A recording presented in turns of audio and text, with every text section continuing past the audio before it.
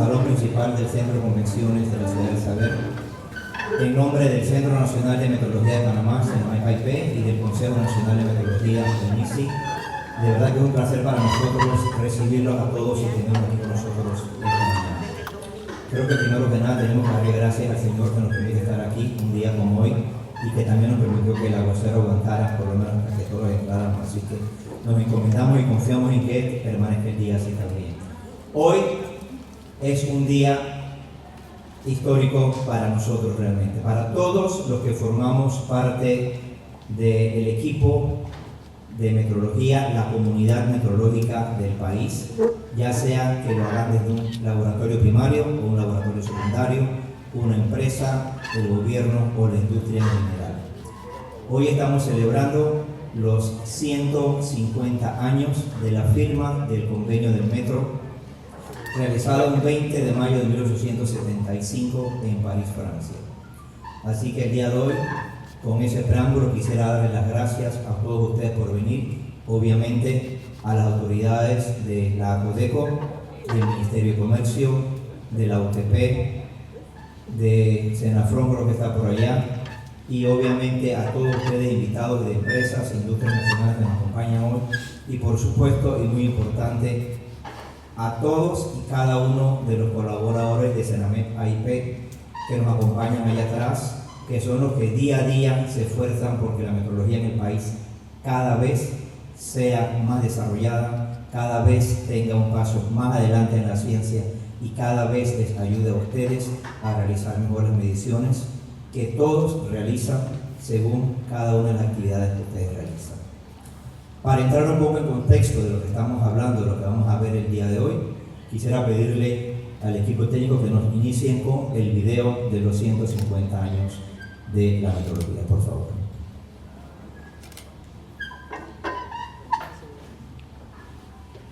Constantly evolving world where technology advances at an incredible speed and global challenges demand urgent solutions, one thing remains fundamental: measurement.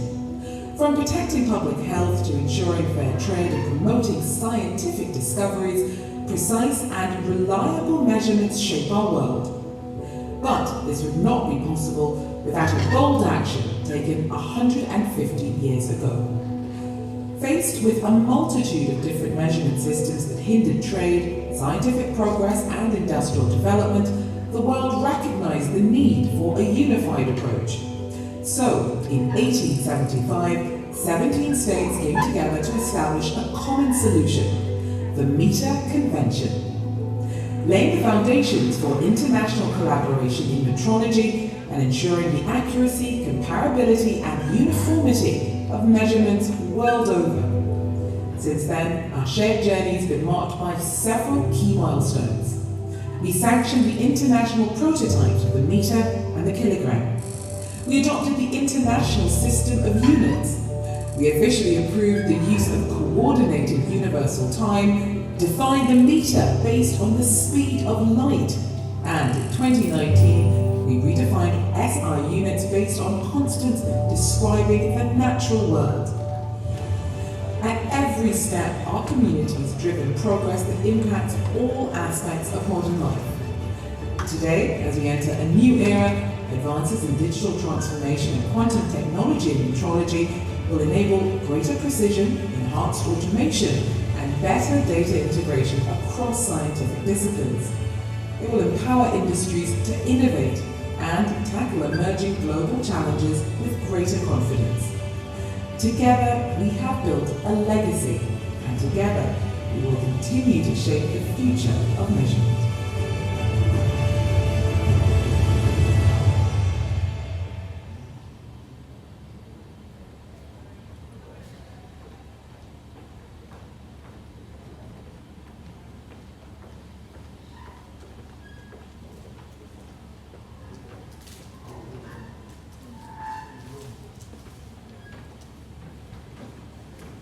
Indiscutiblemente que han pasado 150 años desde que un grupo de científicos de 17 países deciden firmar el convenio del metro, con un propósito en mente: tratar de unificar las mediciones a nivel global para el beneficio de la humanidad.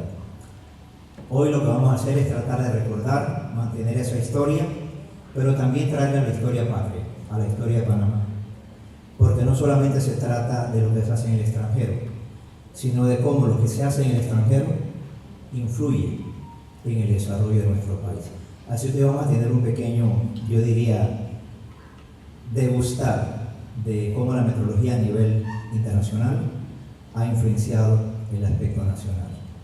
Para eso también queremos darle a ustedes un saludo de parte de quien dirige el día de hoy y que acaba ya este año, el Buró Internacional de Pesas y Medidas, que es la oficina que regenta toda la metrología a nivel mundial, el director Martin Milton desde Francia.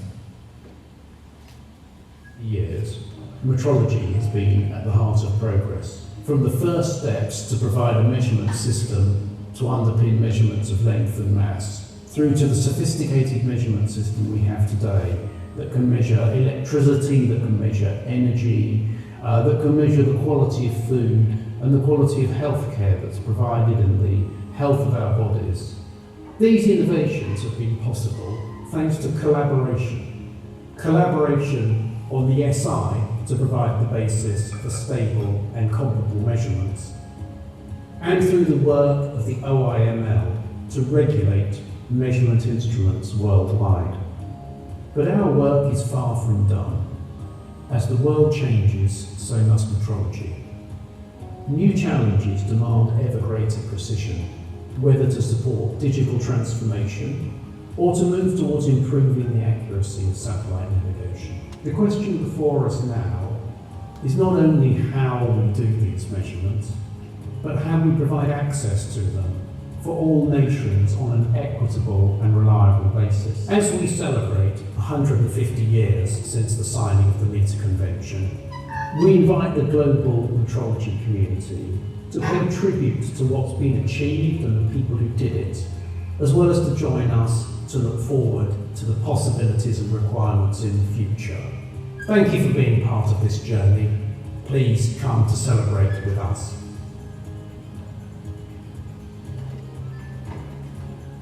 Como bien dice el dicho de la metrología para todos los pueblos, para todos los tiempos, creo que es indudable que lo que 150 años atrás se gestó o cuando se gestó, tal vez no teníamos idea de lo que iba a ser la metrología del futuro, hoy, para decir el presente. Y hoy, hablando un poco de transformación digital, hablando de inteligencia artificial, hablando de toda la ciencia médica que se ha desarrollado, hablando de todo el comercio mundial que se ha globalizado a través de, obviamente, la uniformidad en las mediciones, estoy seguro de que 150 años atrás se tenía un sueño de lo que se quería hacer, pero no se tenía idea de a dónde hemos llegado. De esa misma forma, hoy nosotros tampoco tenemos idea de dónde vamos a llegar 150 años por venir, pero sí tenemos un sueño de hacia dónde queremos ir. Y creo que la transformación de la revolución industrial de hace 100 años atrás, hoy comienza a gestar una revolución tecnológica que tal vez de aquí a 10 años más comenzaremos a ver los frutos de lo que hoy ha comenzado, porque la metrología de hoy es realmente nada comparado con lo que va a ser 20 años adelante. A nivel mundial, la semana pasada estuvimos reunidos en Francia, casualmente conmemorando los 150 años, y yo creo que la visión común de todos los que estábamos allá era cómo vamos a prepararnos para todos los cambios tecnológicos que estamos viviendo el día de hoy, que apenas están comenzando. ¿Y por qué lo vemos? Porque hoy en día gran parte de la metrología inició siendo física. Aquí casualmente hoy vamos también a reconocer, a conmemorar y a que muchos de nosotros conozcamos, porque eso es parte del evento de esta mañana, sentirnos en familia, y que conozcamos a todos aquellos, todos, o algunos, no todos, porque no todos han podido llegar obviamente, pero que conozcamos a algunos de esos que iniciaron este caminar varios años atrás ya aquí en Panamá. Pero parte de la discusión que teníamos allá en Francia era casualmente cómo vamos a prepararnos hoy para todo ese cambio de transformación digital y de, obviamente, que son los dos temas principales, economía circular, que estamos tratando de, o por los cuales estamos tratando de ayudar al mundo. Porque no hay duda de que como seres humanos hemos desarrollado grandes tecnologías, pero también esas tecnologías han desarrollado grandes problemas. Y parte de esos problemas ahora es cómo lo que nosotros mismos creamos, tenemos que tratar de mejorarlo. Y parte de eso es la metodología, ya no física, sino metodología química, ya no física, sino metodología biológica. Y obviamente lo que poco se va desarrollando como metodología en la parte de digitalización y la parte sensorial. Y esos son los retos que ahora nos vienen 50 años por delante. Parte de esos retos, parte de esa discusión, parte de esas conversaciones internacionales, ahora nos las va a presentar una persona a quien estimo mucho y que debo decir es uno de los más antiguos, más reconocidos, pero hoy en día el único representante latino dentro del CIPM, que es el Comité Internacional de Pesas y Medidas, que es casualmente como si fuera el Consejo Directivo o el Board of Directors del BIPM. La oficina o Buró Internacional de Pesas y Medidas obviamente nos rige a todos nosotros como laboratorios internacionales, pero arriba de esa oficina hay un grupo de científicos, un grupo de hombres responsables a nivel nacional, que son 18, que son los que toman las decisiones a nivel de lo que el BIPM debe hacer y debe transmitirnos. Uno de esas personas, el doctor Héctor Lais, que también es el director del Instituto Nacional de Metrología de Argentina, INTI, y obviamente, como dije, uno de los 18 miembros del CIPM, va a dirigir, y también uno de los antiguos presidentes del Sistema Interamericano de Metrología, que hoy orgullosamente presido desde Panamá, fue el presidente hace 4 años atrás, va a transmitirnos también un mensaje desde Argentina en directo, si el Zoom nos lo permite, de parte de lo que hicimos en Francia y cuál es la visión del impacto de la metrología en estos 150 años. ¿Nos escucha, Héctor? Sí, muchas gracias, Javier, por la presentación, y es un gusto para mí compartir con el CENAMET esta celebración. Siempre es un placer trabajar contigo y con los colegas de Panamá. Si les parece bien, ¿me escuchan bien? Sí, correcto. Bueno, si les parece, comparto la presentación y iniciamos. Dale. ¿Tiene permiso de compartir? Ahí se ve.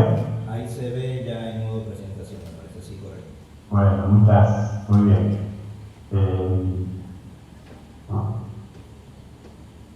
Bueno, mi presentación, como bien comentaba, como introducía Javier, va a ser una reseña de las actividades de la Convención del Metro en estos 150 años que estamos celebrando, con la idea de tener una clara sensación y conocimiento sobre cuáles han sido los progresos en el mundo de la metrología que fueron justamente disparados por la firma de la Convención.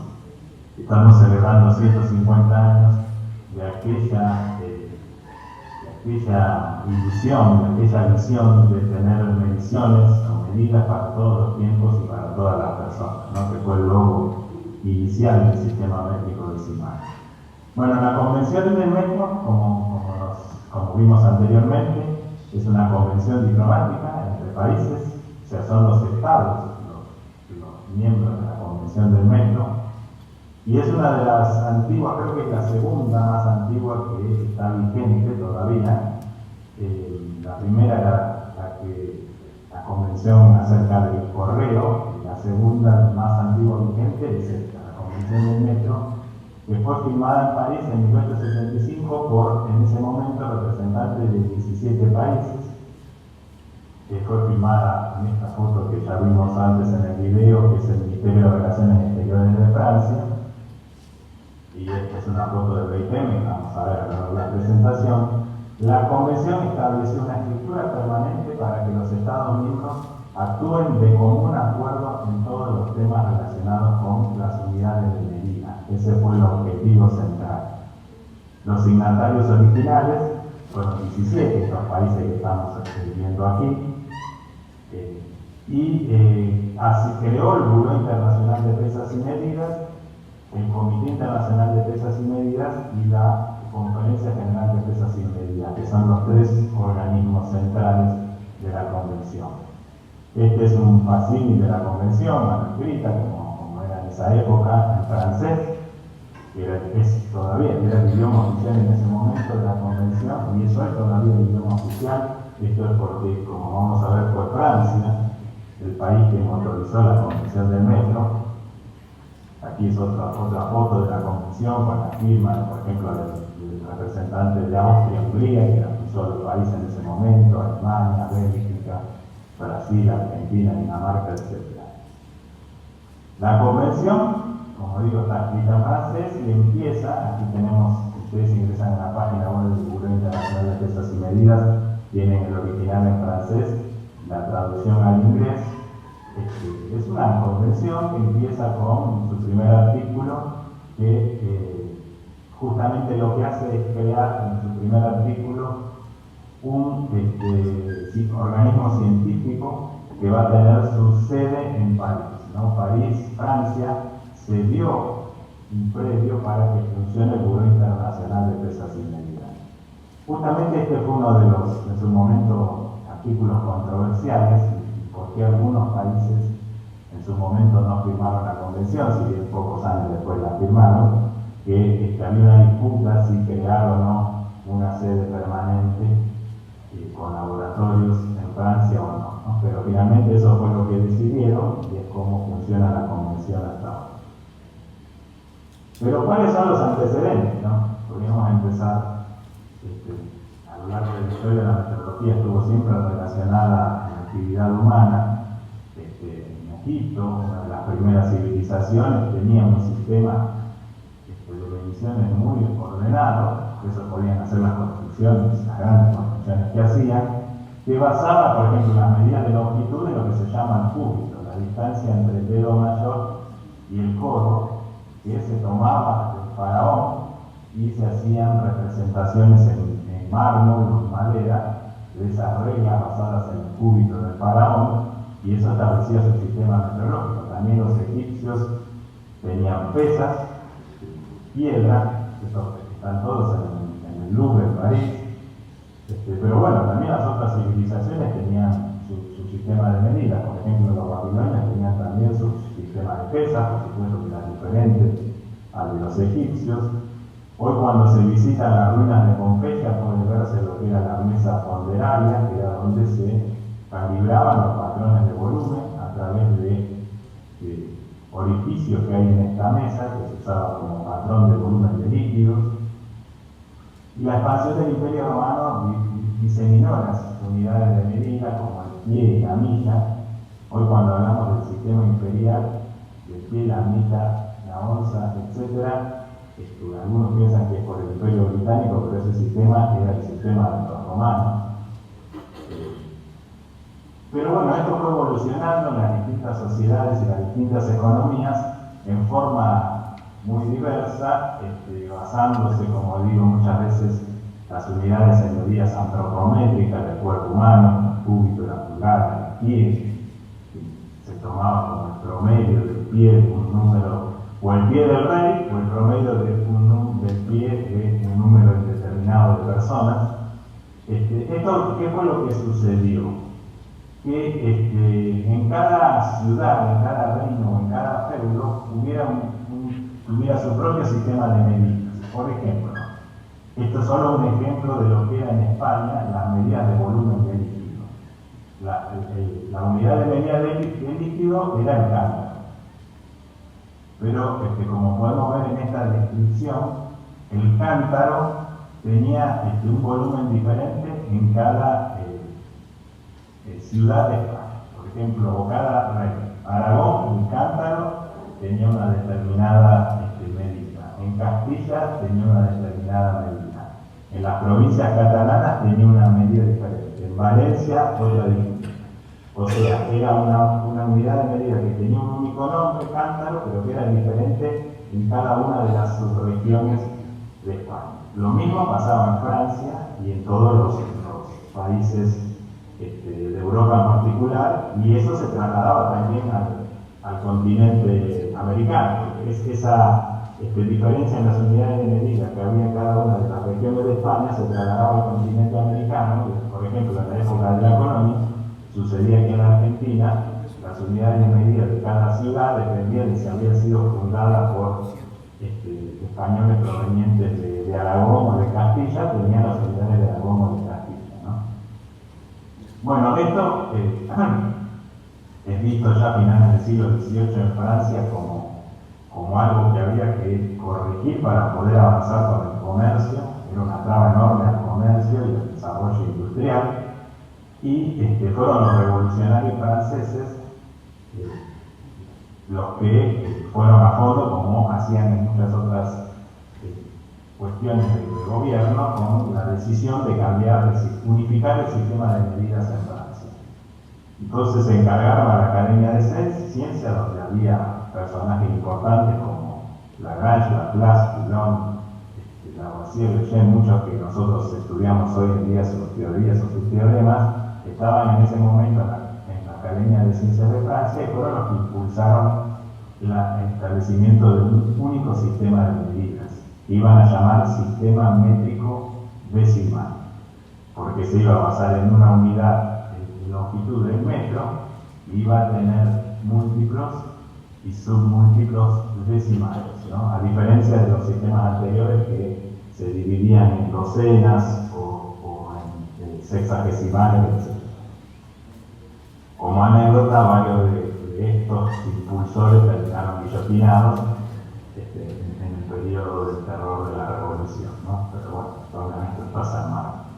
Bueno, impulsaron el sistema métrico decimal los revolucionarios franceses y decidieron definir el metro. Hubo muchas discusiones de cómo basarlo, si en la longitud de un péndulo que tuviera un determinado periodo de oscilación, por ejemplo, pero finalmente se decidieron por basarlo en la longitud de un meridiano del planeta Tierra, ¿no? Como algo que ellos visualizaban como perdurable en el tiempo, a diferencia del pie del rey o del cúbito del faraón, ¿no? Ellos estimaban que las dimensiones de la Tierra eran permanentes, entonces decidieron basar el sistema de unidades en las mediciones de la Tierra. Y dijeron, bueno, la unidad de longitud va a ser el metro, que va a tener como longitud un 10 millonésimo del cuarto de mediano terrestre que pasa por París.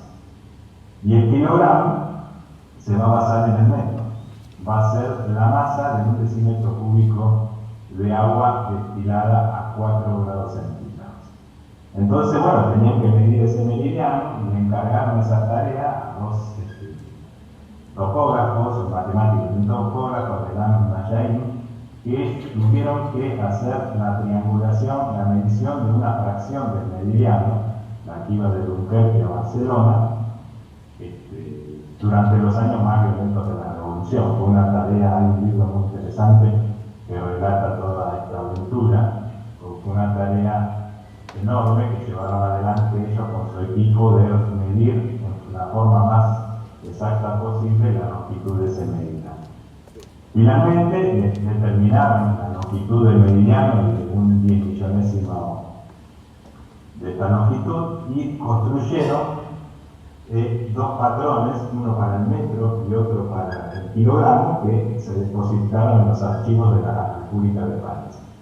Y decretaron la obligatoriedad del uso de este sistema como único sistema de medidas en Francia.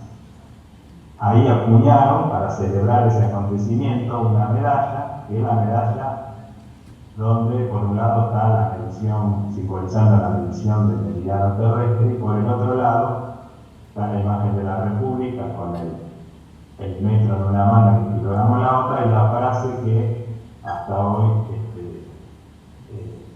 es el logo de la Convención del Metro, que es a todos los tiempos y a todas las personas, ¿no? O sea, un sistema de unidades que sirva, que dure para siempre y que sirva a todos los pueblos y a todas las personas.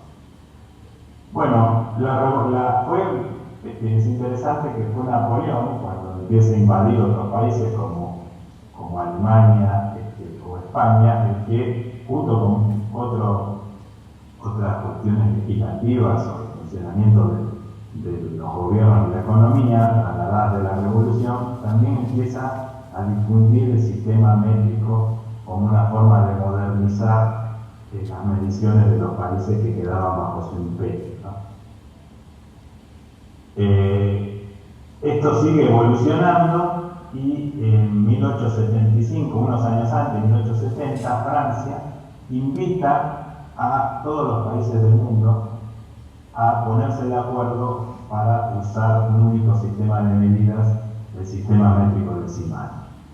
Y ahí llega este momento en que 17 países acuerdan con esta propuesta de Francia y se firma en París la Convención del Metro en 1875, convención que crea el BIPM, como señala también esta medalla que se acuñó en ese momento, ¿no? Donde tenemos a la República, el comercio, los dioses griegos del comercio, sosteniendo el metro y el logo del BIPM, ¿no? Como una forma de simbolizar la universalidad del sistema. Bueno, Francia también cede, como se decía yo, el lugar para que funcione el BIPM, desde lo que era el pabellón de Berthier, que estaba totalmente destruido en ese momento, porque acababa de terminar la guerra franco-prusiana y el edificio había sido bombardeado. Pero bueno, no obstante, se avanzó con la reconstrucción de este edificio para instalar ahí los laboratorios del Bureau Internacional de Pesas y Medidas.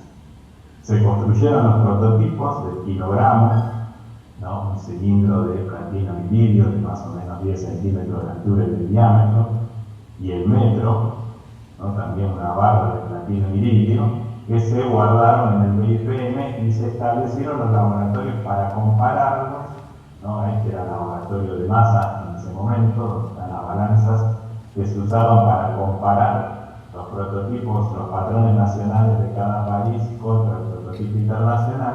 Y este es el laboratorio donde se comparaban los patrones de longitud, los metros nacionales contra el prototipo internacional.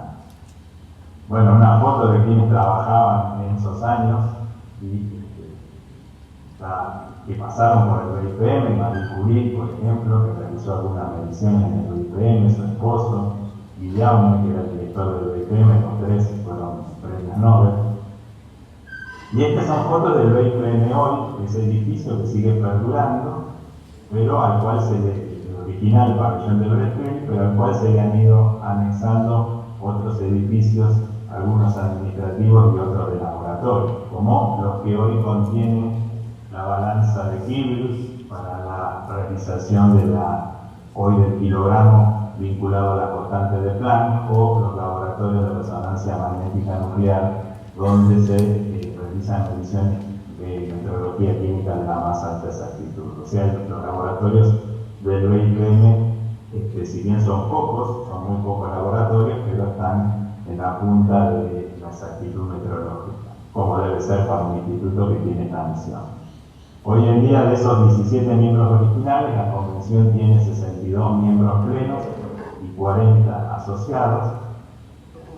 Y como les decía, esa convención original estableció una estructura en la cual el principal organismo de gobierno es la Conferencia General, a la cual acuden los representantes de los países y se reúnen una vez cada 4 años y toman las decisiones estratégicas más importantes, como después vamos a ver, y el Comité Internacional de Pesas y Medidas, que es el organismo ejecutivo de gobierno, que es elegido por la Convención y está formado por 18 individuos, 18 expertos de 18 países distintos.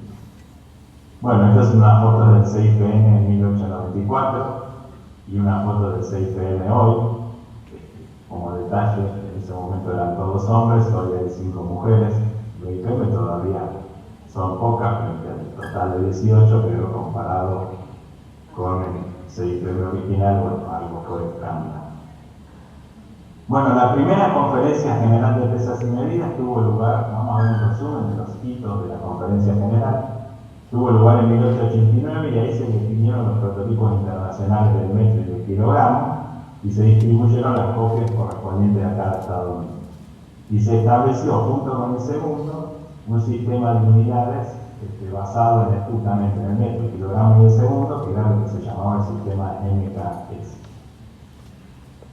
Bueno, a principios del siglo XX ya la electricidad era una realidad, entonces había que incorporar las unidades eléctricas al sistema de unidades, y fue un físico italiano, Giovanni Giorgi, que propuso incluir una unidad de naturaleza eléctrica, estas tres, masa, longitud y tiempo, y propuso que fuera la unidad de corriente eléctrica.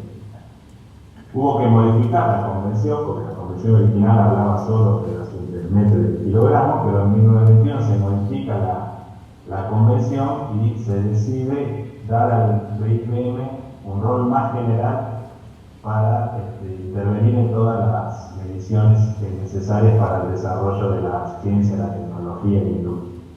Es así como se crea el Comité de Electricidad, que finalmente propone incluir al ampere como la unidad siguiendo la propuesta de Giorgi. Entonces ya ahí pasamos en 1927 a tener 4 unidades en el sistema: el metro, el kilogramo, el segundo y el ampere. En la 10ª Conferencia General de 1954 se aprueba la inclusión del Kelvin y la candela como unidades de temperatura y de intensidad luminosa, ¿no? Entonces el sistema de unidades iba creciendo a medida que la industria iba demandando justamente un sistema de unidades que cumpliera más campos, ¿no? En 1960 se incorpora la metrología de radiaciones ionizantes al BIPM como responsabilidad del BIPM uniformizar las mediciones de radiaciones ionizantes. Se cambia ya la definición del metro. El metro deja de ser la longitud de una barra de platino y iridio y pasa a estar basado en la longitud de onda de la radiación del Krypton 86. Se cambia la definición del segundo y pasa a estar basado en el periodo de rotación de la Tierra, y se le da un nombre de Sistema Internacional de Unidades al viejo sistema métrico, con 6 unidades de base: el metro, el kilogramo, el segundo, el ampere, la candela y el Kelvin, ¿no? Todas las otras unidades podían expresarse como productos o cocientes de estas 6 unidades de base.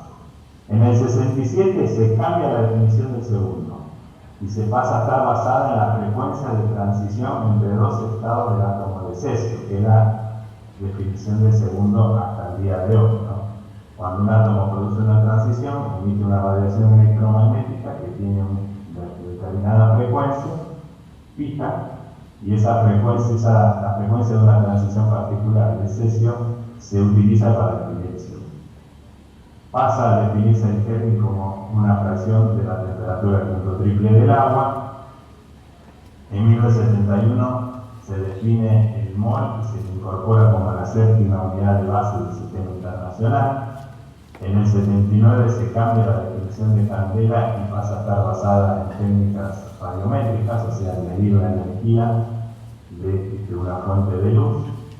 En el 83 vuelve a cambiar la definición del metro, ¿no? Primero la longitud de una barra de platino y litio, después estaba basada en la longitud de onda de la radiación del Krypton 86, y en el 83 pasa a definirse basándose en la velocidad de la luz, o sea, como la distancia que recorría la luz en una fracción de segundo.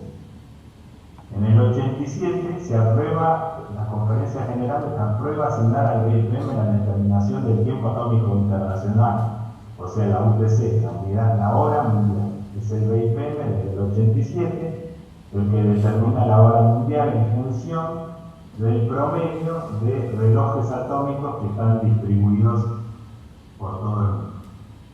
Eso es una tarea muy importante que tiene el BIPM. También se autorizó al CIPM a aplicar las constantes de Josephson y el Hall cuántico y a establecer una nueva escala de temperatura práctica a partir de 1990, que es la conocida IPS-90. En 1999 sucede también la conferencia aprueba algo muy importante, que es el acuerdo de reconocimiento mutuo entre los Institutos Nacionales de Metrología, el CIPM-MRA, que establece las bases técnicas para el reconocimiento internacional de la medición, ¿no? Que es muy importante y tiene mucho impacto hoy en día. Y también se crea la categoría de países asociados a la CGT, para que países que no eran miembros plenos de la Convención del Metro pudieran participar del CIPM-MRA. Ese era el objetivo central de crear esta nueva categoría de miembros asociados. En el 2007, por primera vez, se impulsa la redefinición del Sistema Internacional de Unidades en función de constantes universales, ¿no? Porque todavía había, por ejemplo, el kilogramo basado en un artefacto. Entonces ya se empieza a trabajar en definir el sistema en función de constantes universales. En 2011 se continúa avanzando y estableciendo criterios para poder redefinir el SI en función de constantes fundamentales de la naturaleza. En el 2014 se hace una revisión profunda del 6.3 de MRA, en la 25ª Conferencia General, y se establece que en el 2018 se va a redefinir el Sistema Internacional de Unidades para basarlo en constantes fundamentales. Algo que finalmente se concreta el 20 de mayo del 2019, ¿no? En la Conferencia General, en la 26 Conferencia General de Pesas y Medidas que se realizó en Versalles, se redefinió todo el Sistema Internacional de Unidades asignándole valores fijos a determinadas constantes, ¿no? La constante de transición del átomo del cesio, la velocidad de la luz, la constante de Planck, la carga elemental, la constante de Boltzmann, la constante de Avogadro y la eficacia luminosa de una radiación monocromática de 540 TeV. Estas 7 constantes definen hoy todo el Sistema Internacional de Unidades. Entonces, el Sistema Internacional de Unidades entra en una tarjetita como del tamaño de una tarjeta de crédito. Bueno, después de esto, en la última Conferencia General del 2022, la 27, encomendó al CIPM el desarrollo de lo que es el Digital Framework del SI, el marco digital del Sistema Internacional de Unidades, para que el sistema sirva en un mundo dominado por la transformación digital. Impulsa la creación de una nueva categoría de observador del BIPM para que puedan participar los países muy pequeños. Propone la redefinición del segundo, basándose en relojes ópticos, porque hoy día ya los relojes de cesio no son los que tienen mayor exactitud. Está propuesto redefinir el segundo en el 2030. Y propone eliminar el bit seco, que es un segundo que se agrega cada determinada cantidad de años para sincronizar el tiempo atómico con el periodo de rotación de la Tierra y que causa más problemas que hoy en día que soluciona, ¿no? Bueno, entonces el BIPM, después de 150 años, sigue teniendo como misión trabajar con los Estados miembros, las organizaciones meteorológicas regionales y los NMI para desarrollar un sistema de mediciones que favorezca el avance global de la comparabilidad de estas mediciones para fomentar el descubrimiento científico y la innovación, para fomentar la industria y el comercio internacional y para promover, mejorar la calidad de vida y promover un desarrollo económico sostenible. Los principales productos del BIPM son el Sistema Internacional de Unidades, ¿no?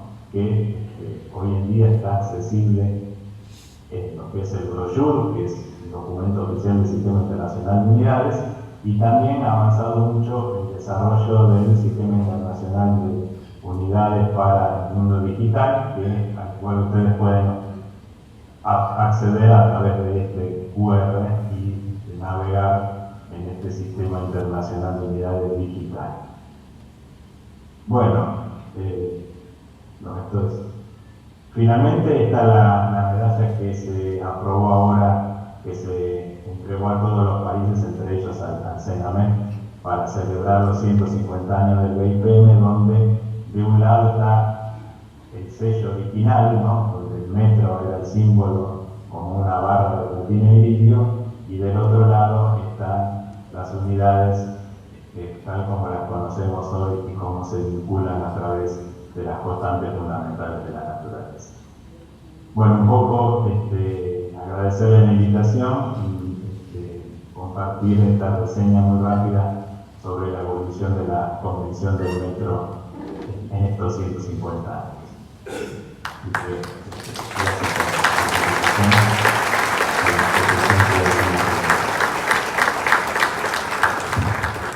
Como siempre, muchísimas gracias, Héctor. Sé que estás ocupado. Pero te agradecemos, ¿verdad?, que hayas tomado el tiempo de participar con nosotros en este pequeño acto, ¿verdad?, para recordar casualmente que son los 150 años, lo que es la importancia de la metrología a través de los tiempos y, como acabo de decir, para todas las personas, para todos los pueblos, que es lo que se busca. Te agradecemos y si nos permites entonces despedimos, te dejamos continuar allá en Argentina. Gracias por el tiempo una vez más y procedemos. Bueno, muchas gracias, Javier, y siempre es un gusto trabajar contigo y con los colegas del enseñamiento. Amén, te lo agradezco de verdad. Ahora veremos entonces a continuación un pequeño resumen de 2 minutos de lo que Héctor acaba de comentarnos, que se vivió la semana pasada en Versalles, en el mismo lugar donde hace 4 o 5 años atrás se aprobó las constantes fundamentales como base.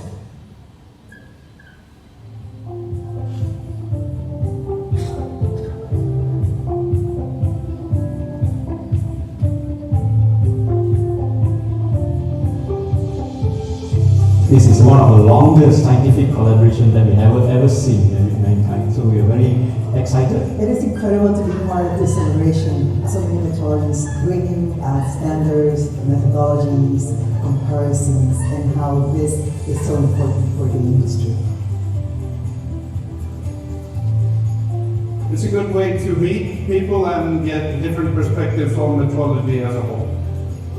We can see the future of metrology to be better. So, how are you feeling today? I'm feeling optimistic, Excited, hopeful, honored, incredible, emotional, privileged. amazing!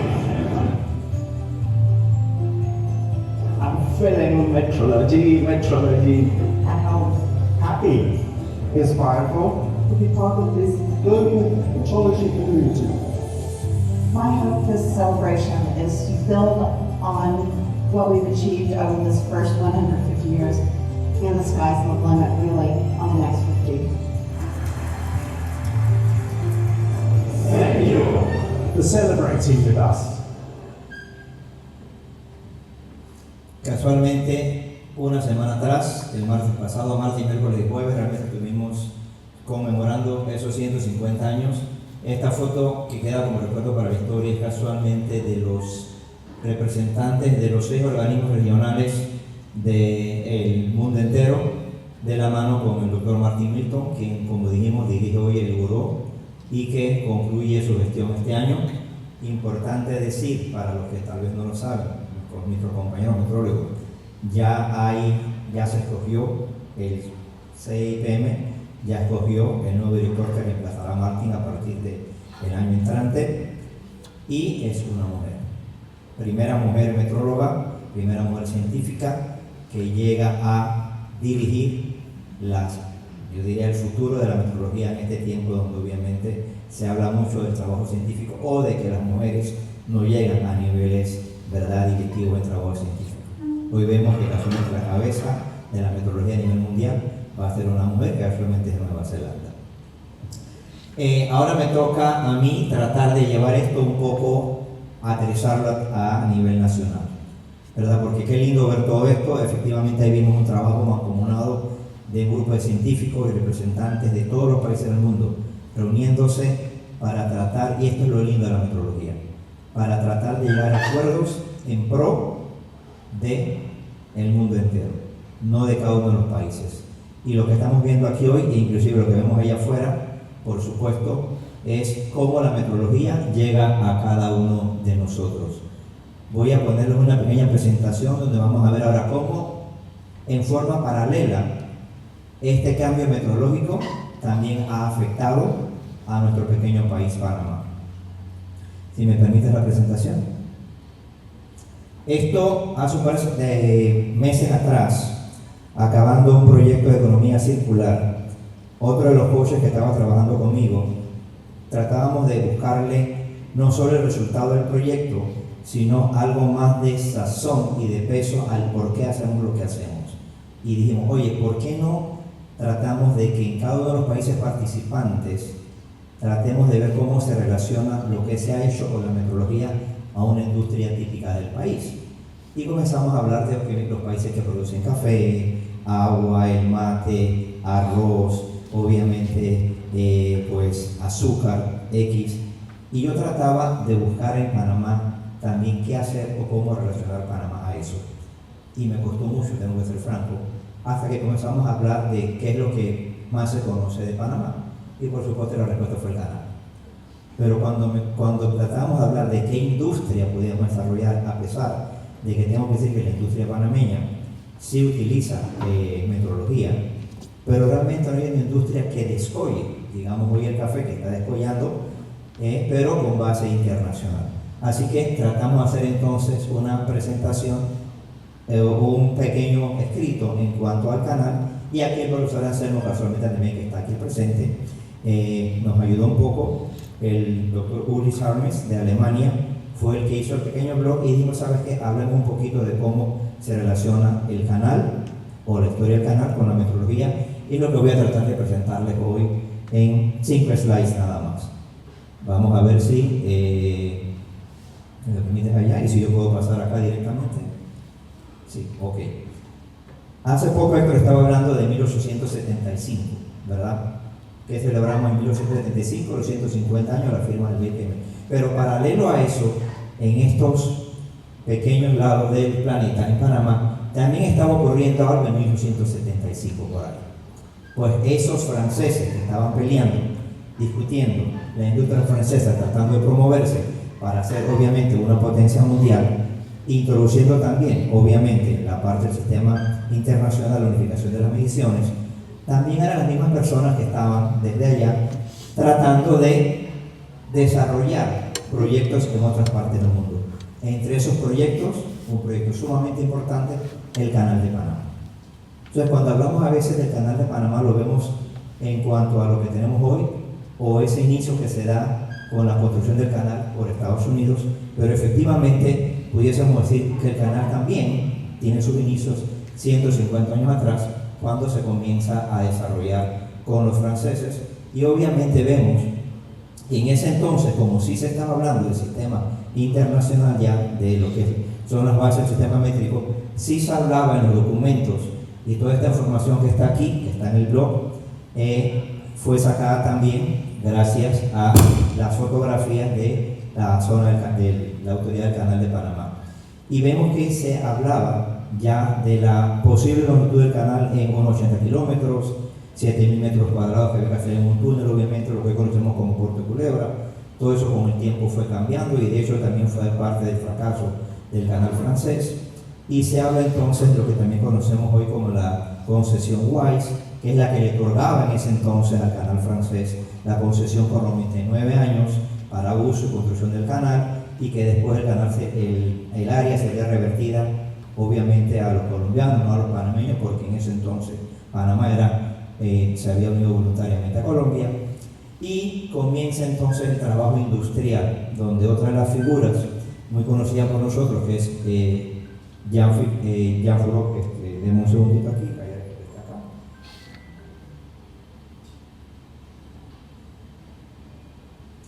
el señor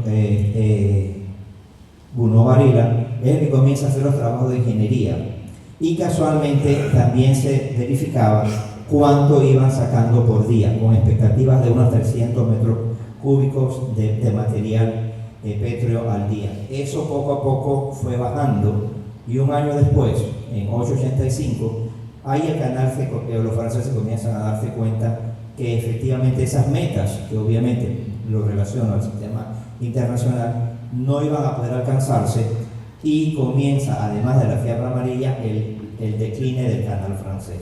Y obviamente eso entonces lleva a que vamos a pagar esto que está aquí, porque la persona que está acá no entiende.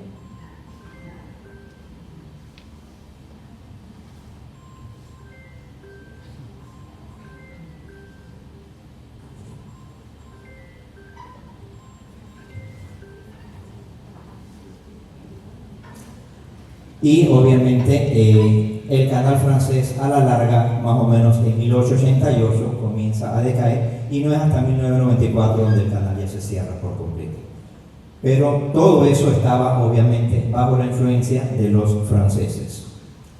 Viene entonces la historia que más conocemos, que es la historia americana. En la historia americana, que vemos que yo realmente trato de decir norteamericana o estadounidense, porque siempre he dicho que todos somos americanos, pero hasta aquí en el canal se le conoce como la historia americana.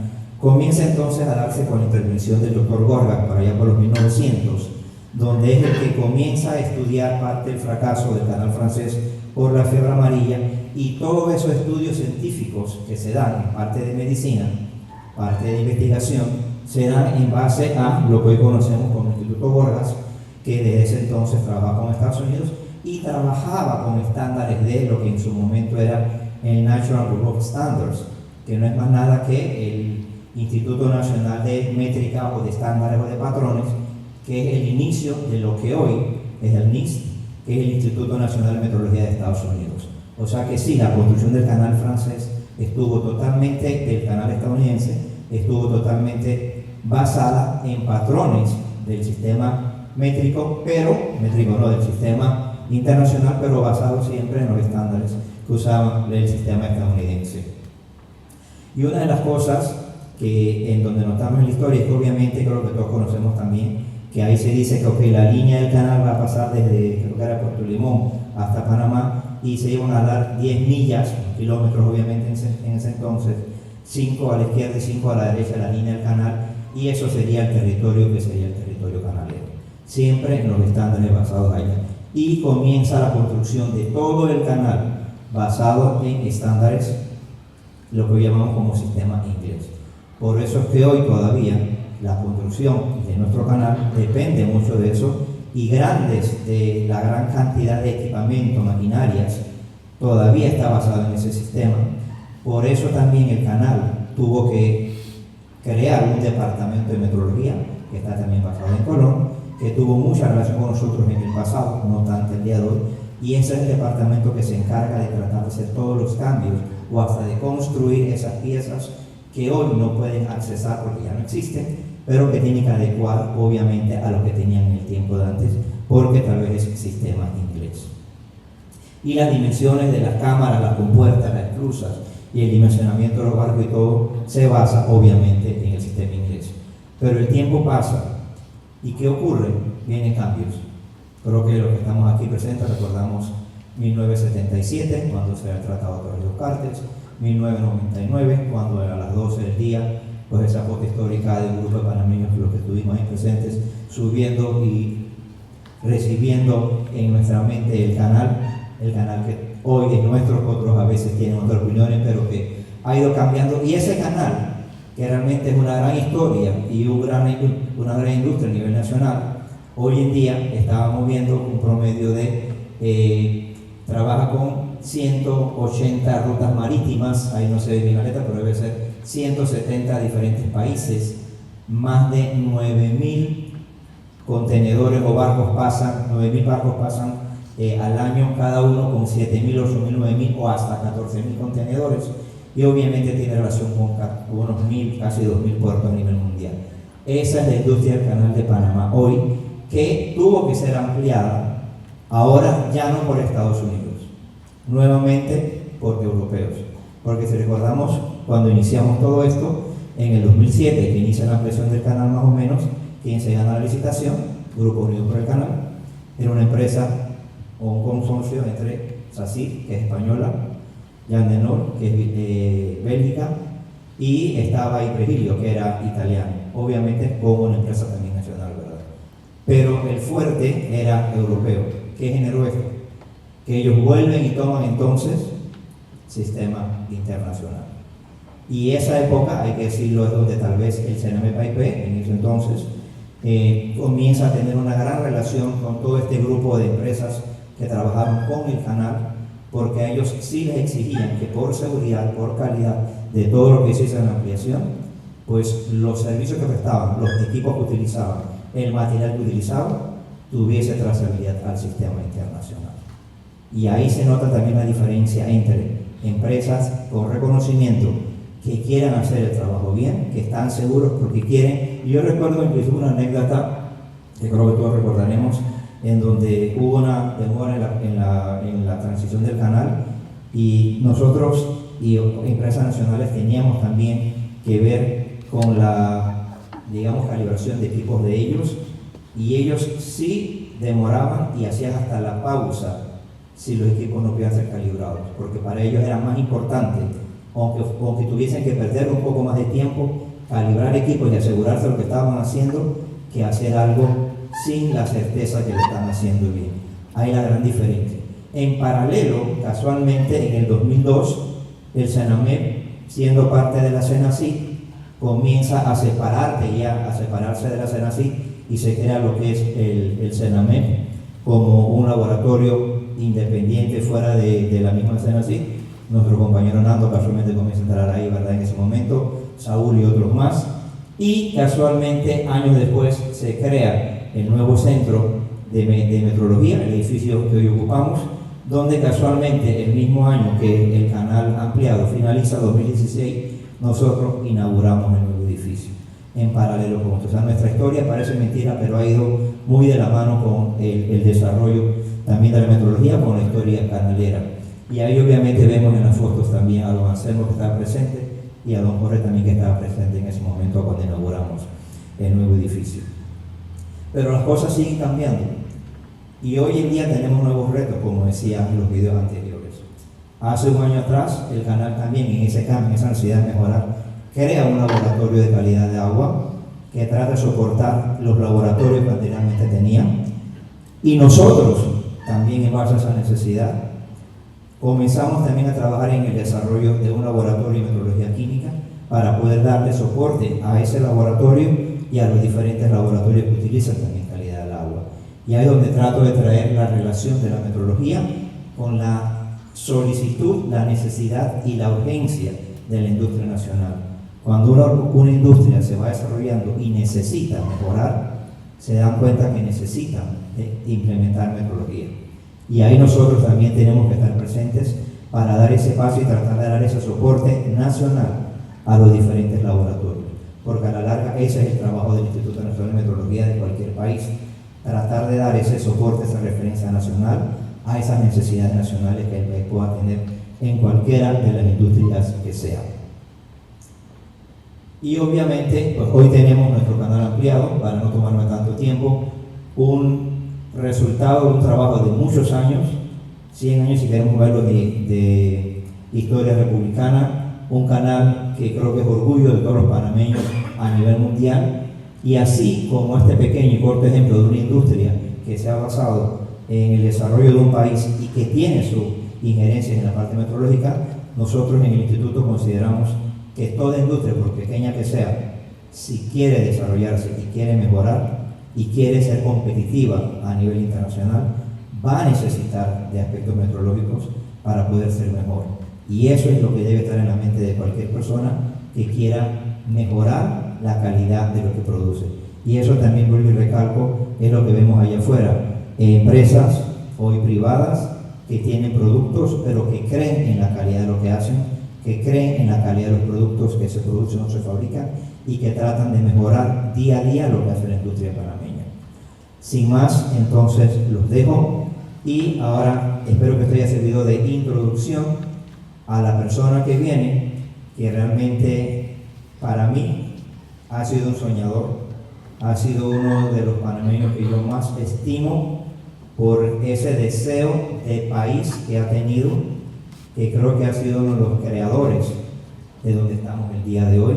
Casualmente este bello auditorio, esta bella área que es la ciudad del saber, donde muchos se perdieron al llegar porque no están familiarizados con el área, pero esto que anteriormente era parte de esas bases militares, que por allá por 1999 fue poco a poco, desde el 70, o sea, que el canal se entrega, ha sido cedido, no está aquí hoy porque sí, está aquí hoy porque un grupo de panameños, entre esos don Jorge Arosemena, que hoy es el presidente de los síndicos de la ciudad del saber, tuvo un sueño muchos años atrás, no 25 años atrás, que es el tiempo que esto tiene, sino mucho antes de que esto se creara, de qué hacer con todos esos territorios que iban a estar siendo revertidos a Panamá después de que nosotros pasamos por ese triste proceso de la invasión. Así que sin más quiero pedirles un fuerte aplauso para que el doctor Jorge Arosemena nos ilumine y nos ilustre un poco en dónde estamos y la importancia de la ciudad del saber. Don Jorge.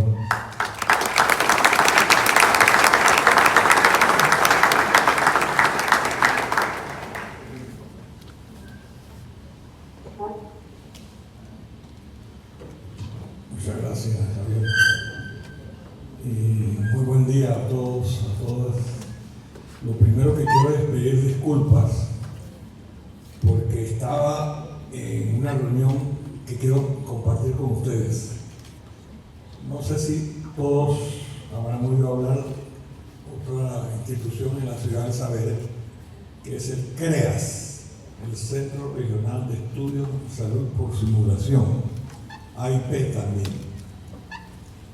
Y hoy, con gran satisfacción, que me emocionó tanto que luego no pude hablar porque estaba muy emocionado, vengo de una reunión, porque no va a ser, me estoy refiriendo a CREAS en este momento, antes de entrar a hablar del Sename y de la ciudad del saber.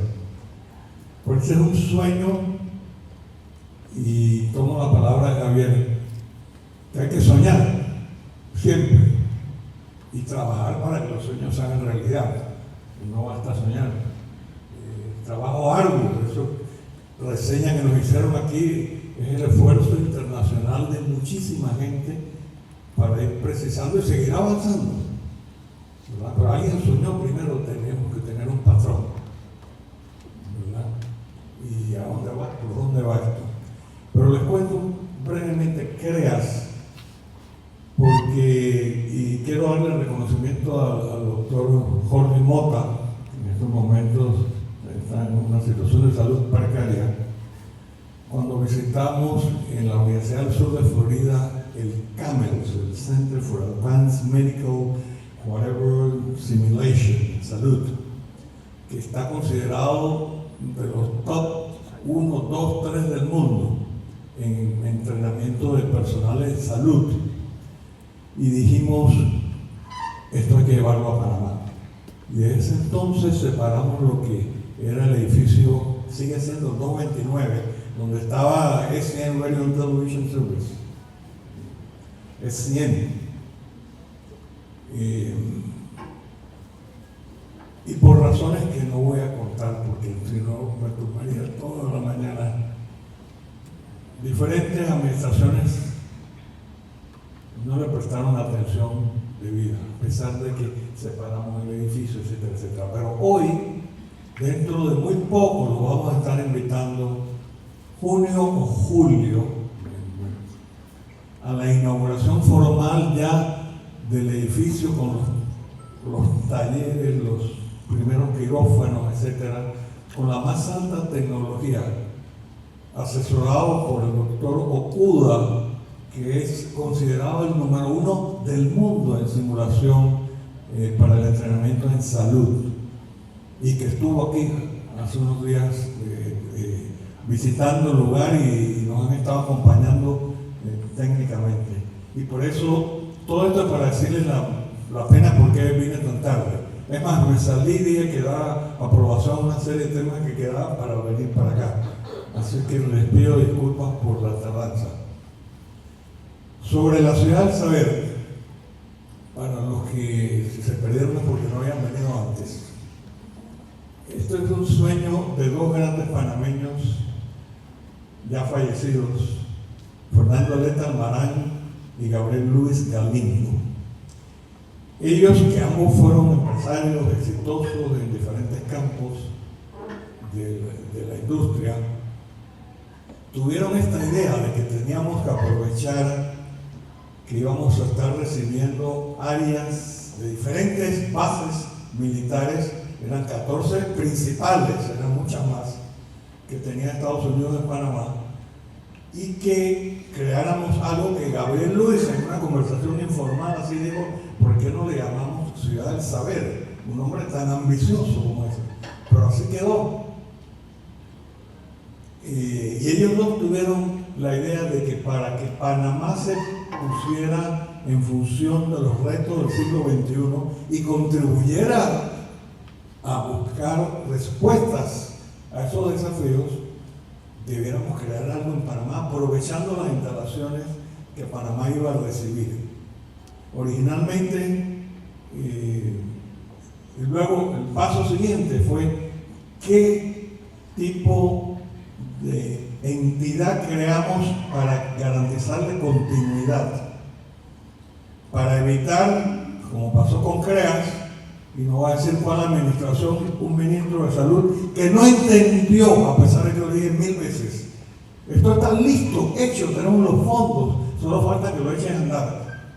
No le veía la importancia para Panamá y América Latina, porque eso va a servir, en ese caso, a toda América Latina, o a gran parte de América Latina.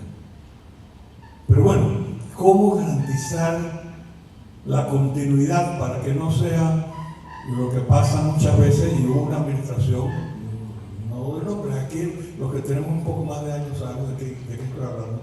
Hubo una administración que en 5 años hubo 4 ministros de educación distintos, todos muy meritorios, pero 4 distintos.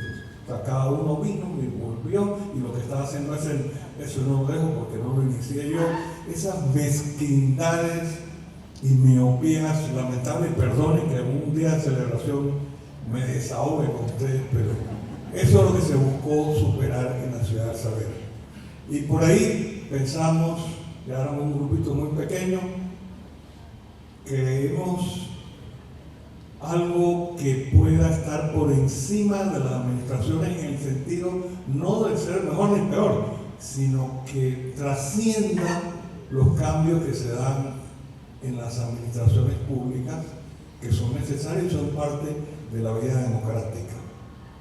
Y así se creó la Fundación Privada Sin Fines de Lucro, Ciudad del Saber, en cuya Junta de Síndicos, que es la entidad máxima de mando y decisión, participan el mundo académico, los rectores de la Universidad de Panamá Tecnológica, USMA, el presidente del Consejo de Rectores, el secretario de SENACIC, el director de la Smithsonian,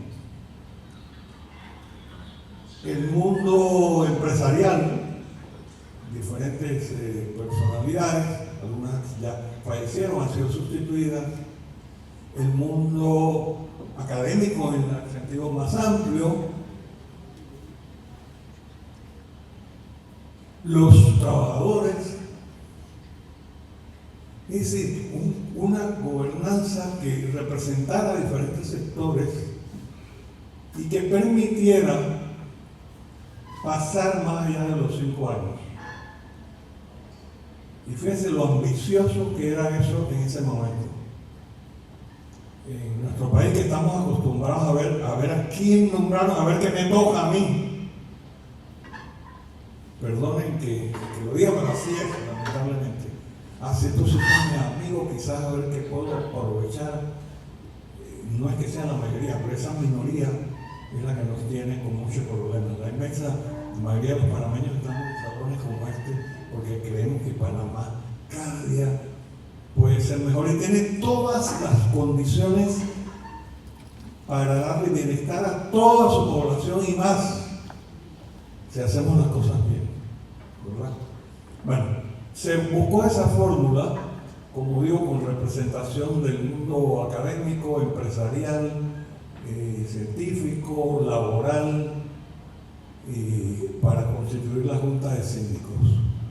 Es esa Junta de Síndicos la que luego elige una directiva entre sus miembros, la que dirige la Fundación Ciudad del Saber. Comenzamos 3 personas en una casita que nos prestó la autoridad de la región interoceánica, ARI, por allá en La Boca, una casita, un duplex, lo dieron la mitad, éramos 3 personas, una computadora de esas enormes, de esa época, que ya nos parecen lejanas, un teléfono, por supuesto, de marcar con dedo, y 3 personas, y mucha gente diciéndonos, están locos, esto nunca va a pasar. Bueno, pasó, y hoy estamos aquí.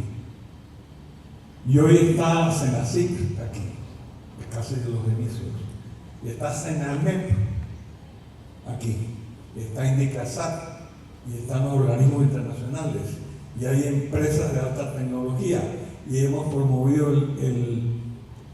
todo lo que son las industrias creativas, el emprendimiento, las nuevas. Se creó aquí la primera incubadora de empresas y yo he repetido 1000 veces y no voy a decir hasta cuándo lo dice, pero sí, cuando hablamos de la incubadora de empresas con el asesoramiento de la Unión Europea, la gente me decía, los periodistas, y no lo digo por ellos, sino la gente en general, o sea, incubadora de pollitos, incubadora de niños que nacen con limitaciones, no, de empresas, crear nuevas empresas, gente que tiene una idea, que tiene un sueño, y hay que llevarlo de la mano, y nosotros estamos aprendiendo igualmente, no es que nosotros supiéramos, ¿verdad? Para sí se abrió otra ventana. Importante señalar que al tener en la Junta de Síndicos una representación tan amplia, eso nos ha permitido pasar por 5 o 6 administraciones sin mayores sobresaltos. Ha habido un par de incidentes que no les voy a contar, no se preocupen, porque aquí no quedamos el día entero, pero mínimo. Pero las diferentes administraciones han respetado que esta es una fundación privada sin fines de lucro, cuyo objetivo y cuyos informes financieros todos los años auditados externamente los presentamos a la Contraloría rigurosamente, porque aquí no hay nada que esconder, lo que hay es que mostrar cosas buenas que hace Senamet, que hace Indicasat, que hacen algunas empresas que se han creado de reciclaje y de muchas cosas.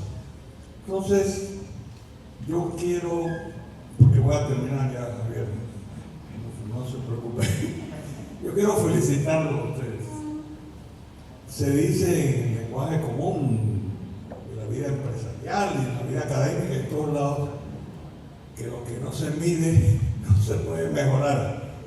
Eso se aplica, perdonen en algo tan trillado, pero si los metrólogos no se ven su trabajo, normalmente no andan, oye, ¿dónde están los metrólogos? Que están haciendo el trabajo todos los días y están calibrando, están midiendo, están revisando.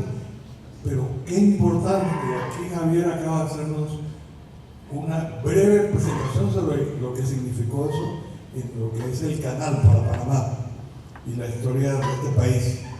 Pero es que todo, hoy día todo lo que hacemos, y déjenme adelantarles algo que no es ningún secreto, es público ya. Estamos trabajando conjuntamente con el liderazgo del SENACID y el Ministerio de Comercio y la UTP, y sí, siempre en alianza entre todos, entre muchos, en traer la industria de los semiconductores a Panamá. Ya estamos muy cerca, pronto, y en esta ocasión probabilísimamente se va a establecer inicialmente aquí en la Ciudad del Saber por el ecosistema que se ha creado aquí. Porque aquí hay empresas de diferente tipo, hay investigadores de muy alto nivel, hay una serie de AIPs que permiten abrirnos al mundo y estamos en relación, porque ya los señores que siguen pensando en recuperar el canal y construir muros son, prefiero no calificarlo, porque es que por supuesto el nombre no lo voy a mencionar, porque no quiero ensuciar este auditorio. Esas personas pasarán, pero el trabajo arduo, sistemático, como el que hace Senamet, y por eso los quiero felicitar, en la persona Javier, a todo el equipo y todos los demás, está ahí. Eso es un poco como la infraestructura que estamos renovando del sistema de aguas, de esta base militar, porque son tuberías que si ustedes las ven, no toman agua más en su vida. De las áreas canaleras, no solo porque son tuberías que tienen más de 100 años.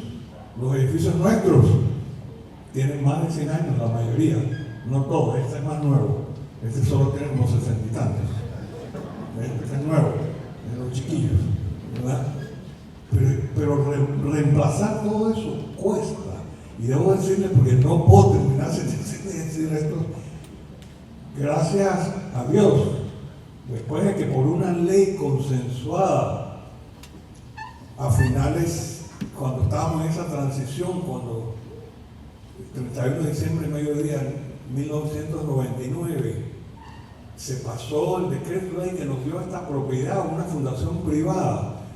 ¿Ustedes se imaginan eso? Si eso se tratara de hacer hoy, se lleva a la asamblea, etc.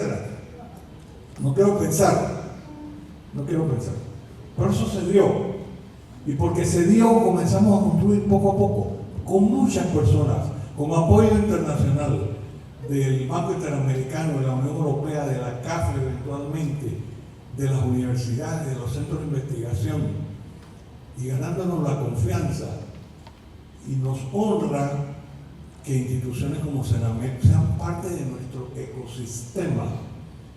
Y próximamente, si se logra superar las burocracias, tendremos también la sede de la Autoridad de Innovación Gubernamental, que trabaja conjuntamente con Senamet y con todo el mundo, con Senaci, dentro de este campus.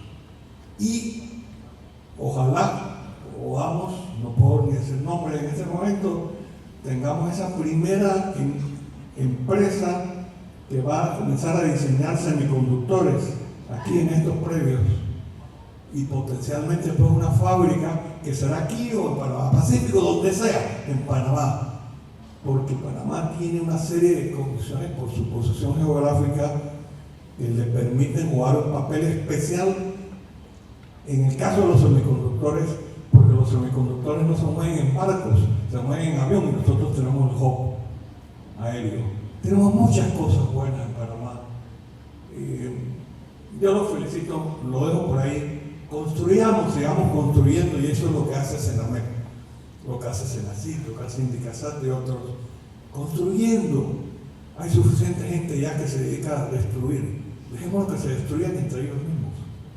Y no les hagamos caso. Y no estoy de ninguna manera negando ni las razones, ni quitando la justificación a las protestas. No. Estoy hablando en términos abstractos generales. Construyamos. Seremos más felices y contribuiremos a hacer un mejor Panamá en el que Senamet siempre jugará un papel. Muchas gracias.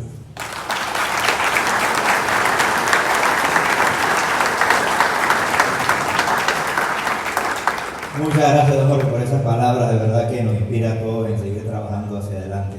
Él mencionaba dos cosas antes de irnos al break y tomar unos 15 minutos para después proseguir con tal vez la parte más importante de esta mañana, que es recordar, conmemorar a aquellos chiquillos, como acaba de decir usted, esos de 60 y pico de años, que fueron los que hace años atrás iniciaron y abrieron el camino para lo que hoy es el Senamet Paipei, para lo que hoy es la metrología en el país.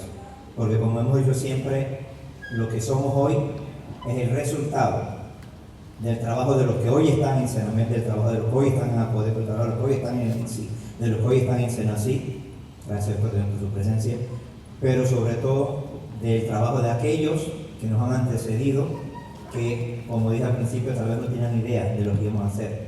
Y aquí hay muchos que comenzaron por acá y hoy están en otros lugares, ¿verdad?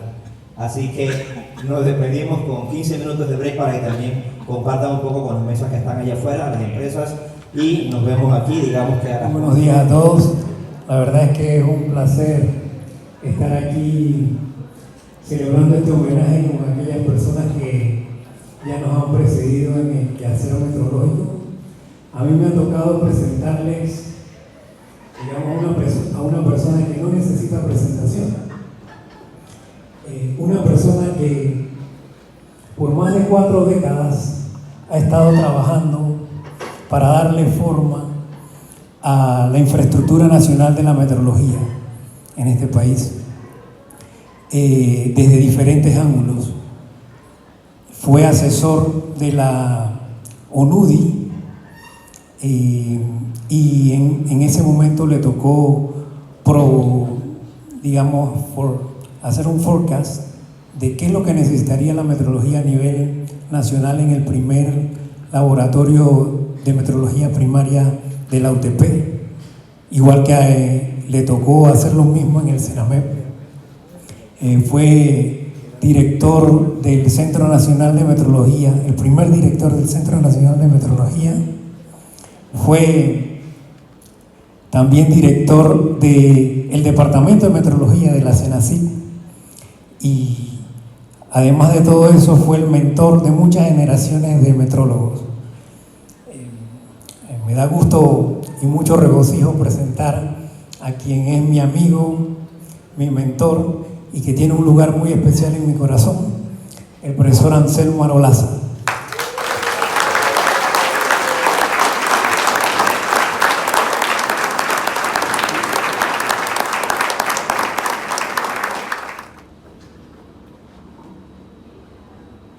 Les voy a leer algo que muy pocos de ustedes conocen, que es el origen de la metrología en Panamá. A mediados de la década de 1970, en los Estados Unidos de Norteamérica, se encomendó al científico de la Oficina Nacional de Patrones, Dr. Thomas Steller, visitar Chile, Perú, Ecuador y Panamá para impulsar las mediciones en los organismos de normalización latinoamericanos.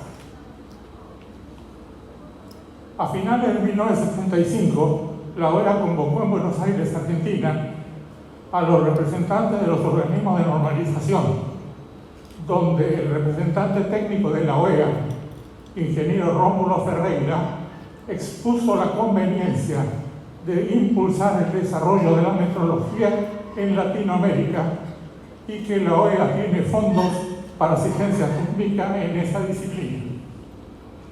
Como Panamá se había creado la Comisión Panameña de Normas Industriales y Técnicas, la COPANIC, dirigida por la ingeniera Marisela Ferrer de Chan, ella envió como representante a dicha reunión a la ingeniera Lilibet Bayat.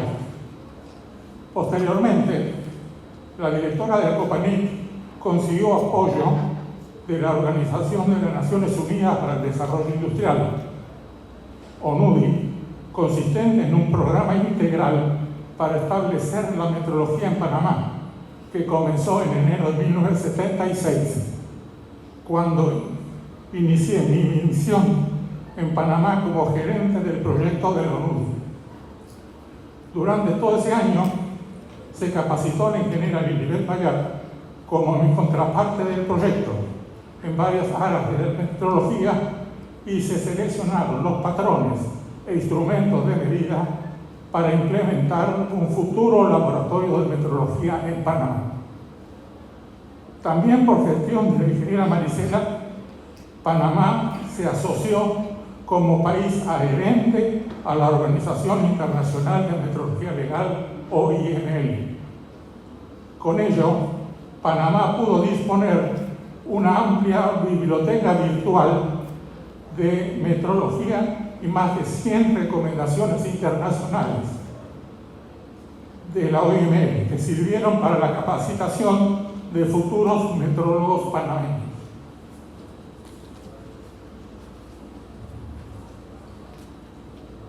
Posteriormente se agregó al proyecto el estudiante avanzado de abogacía Diógenes Luna, con quien se elaboró un anteproyecto de ley de metrología acorde con el modelo de la OIM. La ingeniera Marisela Ferrer de Chan convino también con el Instituto Politécnico de la Universidad de Panamá crear el laboratorio en ese edificio, y la ingeniera Felicia Rivera, aquí presente, del Instituto Politécnico, diseñó y construyó así el primer laboratorio de metrología de Panamá. También se incorporaron al proyecto de la ONUDI la ingeniera Esmeralda Hernández, la ingeniera Carola Bartley y tiempo después el licenciado en física Eduardo Camacho. Estos dos últimos se capacitaron en el Departamento de Física y Metrología del Instituto Nacional de Tecnología Industrial, realizando pasantías en la Argentina.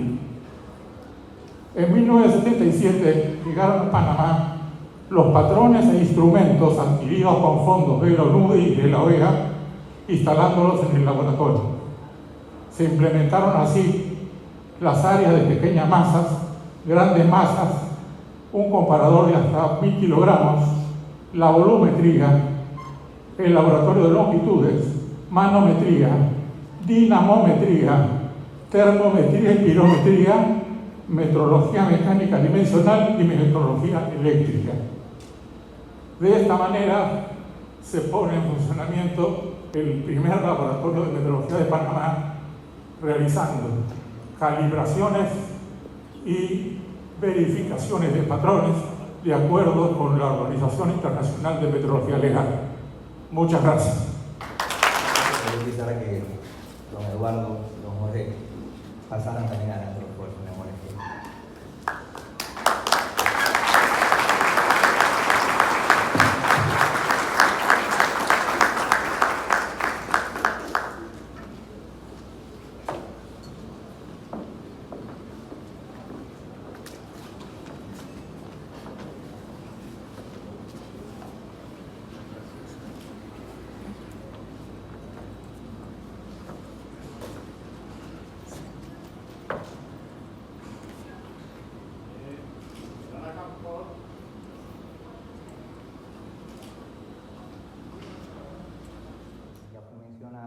A la persona. Hubo una persona que voy a pedirle a la ingeniera Zaira Aramillo, que tengo el honor de presentarla, para no decir yo nada. Zaira obviamente viene de la UTP, uno de los miembros del Consejo de Metrología de Panamá y también uno de los miembros del CNMFIP.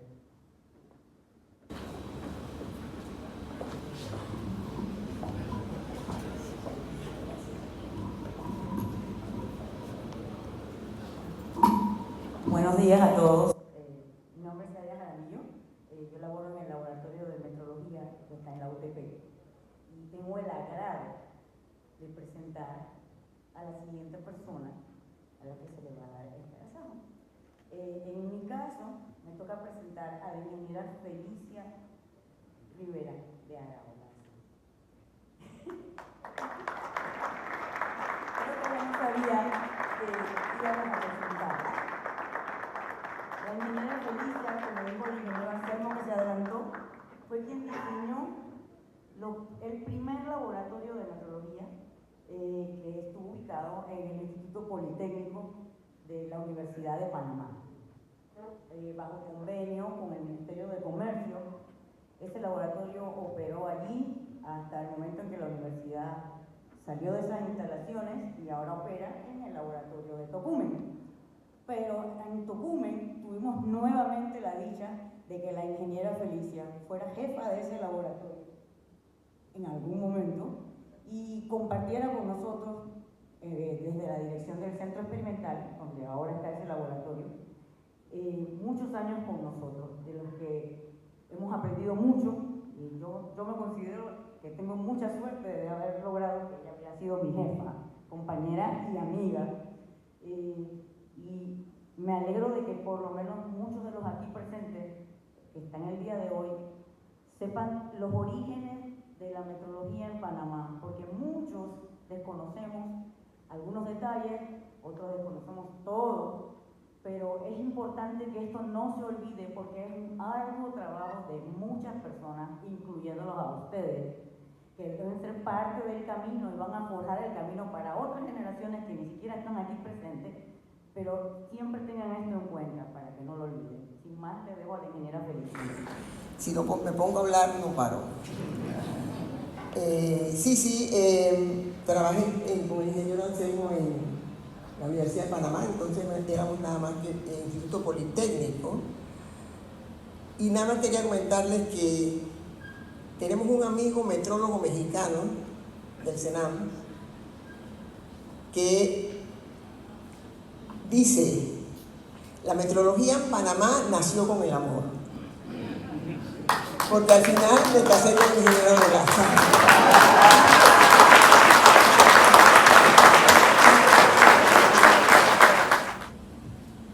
que nos presenta a otra de las personas que también tuvo gran injerencia en el desarrollo meteorológico de Panamá. Epifanía hoy nos acompaña desde Promet, pero también tuvo su paso por la UTP en el pasado, mucho tiempo atrás, ¿verdad?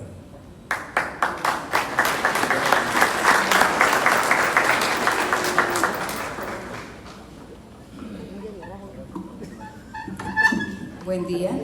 Como ya me presentó el ingeniero, mi nombre es Epifanía de Rotar, soy la gerente de negocios del Laboratorio de Metrología Biomédica de Promed S.A. Y es un placer para mí presentarles a la licenciada Mariela Sánchez de Villalaz.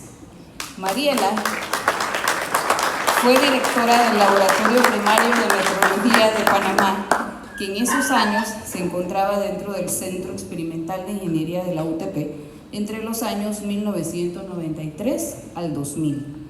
Más allá del rol profesional de Mariela, que fue notable, yo quiero destacar hoy sus dones como ser humano, porque nadie es buen líder si no es un buen ser humano. Trabajar con ella fue una experiencia enriquecedora. Ella me dio la oportunidad de ser parte de su laboratorio en el área de pequeñas masas y balanzas, y a ella le debo la incursión en este mundo de la metrología que me ha dado tantas satisfacciones. Fue una líder femenina en un mundo que todavía no daba suficiente espacio a las mujeres. Su liderazgo era natural, su amor por las normas y la calidad eran extraordinarios. La recuerdo poniendo en mis manos un ejemplar de la guía ISO 25 como un requisito fundamental para mi aprendizaje. Hablaba de su personal siempre con admiración y de la importancia del laboratorio de la UTP como custodio de los patrones nacionales. Su orgullo por lo que hacía era notable.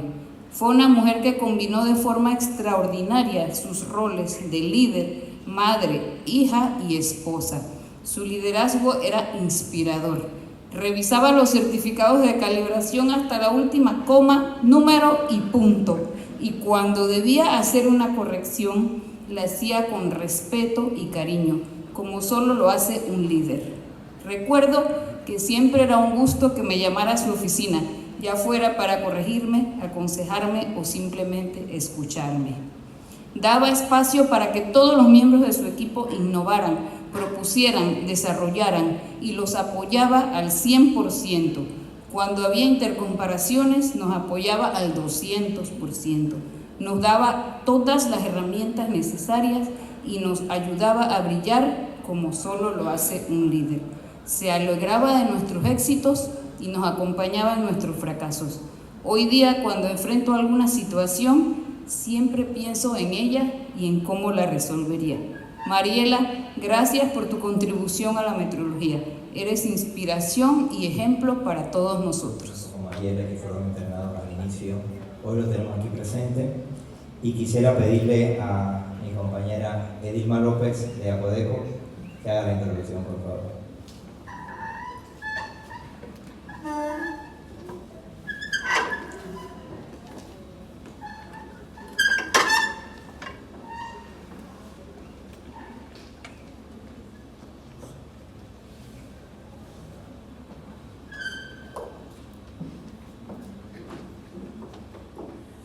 Buenos días a todos. Primero quiero felicitarlo a todos los que están aquí y todos los que somos parte de este engranaje metrológico del país, sobre todo el ingeniero Laza, Hernando, quienes cuando yo entré en este mundo de la metrología siempre estuvieron allí para mostrarnos un camino a seguir. Nos falta mucho por recorrer, ciertamente, pero también hemos recorrido y hemos avanzado en el tema meteorológico en Panamá. A mí, en el día de hoy, me toca presentar a un personaje. Para mí, realmente es un personaje. Rodrigo Zaraqueta, cuando nosotros llegamos a lo que en ese entonces era regulación de precio, hacía las verificaciones meteorológicas solamente en dos rubros, balanza y combustible, pero él era el máster en esas verificaciones. Era el terror de las estaciones y de los establecimientos comerciales. Prácticamente era él con algunos otros que lo apoyaban. Cuando llegamos a la institución, que me fui sumando y se fue sumando otros compañeros que fueron entrando, nosotros hacíamos lo que él nos decía. Él era el que dirigía. Cuando ya Rodrigo Zaraqueta, a pasar de los años, nos fue enseñando poco a poco, siempre muy celoso de su materia. Ya cuando se iba a retirar, le digo, no, tú no te vas de aquí sin decirnos todo lo que nos tienes que decir, porque ahora nos toca a nosotros seguir tu legado. De verdad que para mí es un honor presentar a este señor Rodrigo Zaraqueta, con quien yo tengo innumerables recuerdos, de quien tengo miles de anécdotas metrológicas y no metrológicas, pero una satisfacción inmensa poder presentarle a Rodrigo Zaraqueta, que gracias a Dios pudimos, gracias a Javier, gracias a esa iniciativa, hacerle un homenaje en vida. Rodrigo, pasa adelante.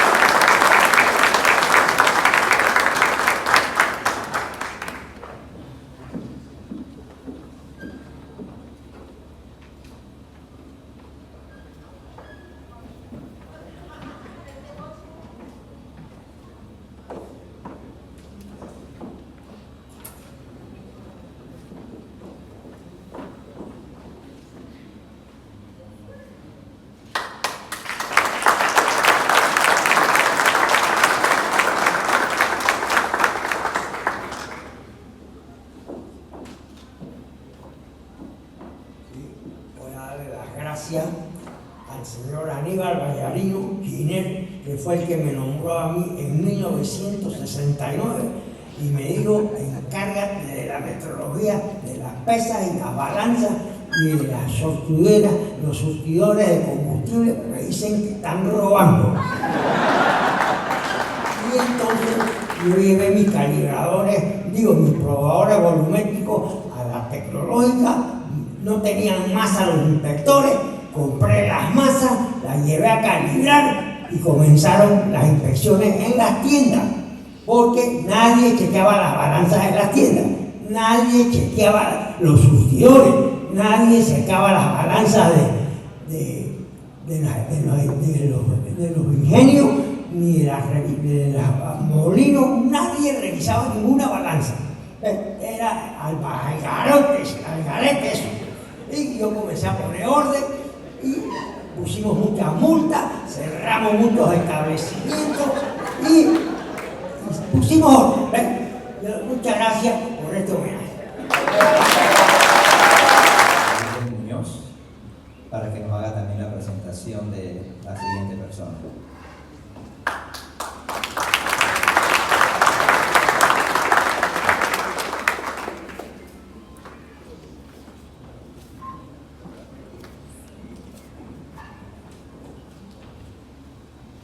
Buenos días a todos. En el año 2001, a pocos meses de haber sido contratada en la Secretaría Nacional de Ciencia, Tecnología e Innovación, CENACID, se nos sumó al equipo de la Dirección de Metrología, Normas, Pruebas y Calidad, liderada en ese entonces por el doctor Silverio Enríquez, en paz descanse, el ingeniero Hernando Flores. El ingeniero Flores llegó para trabajar de la mano del doctor Anselmo Arolaza, en lo que en ese entonces era un proyecto ambicioso, con muchos retos y que era una de las metas más anheladas del doctor Gonzalo Córdoba, que en paz descansa, secretario en ese entonces de la CENACID.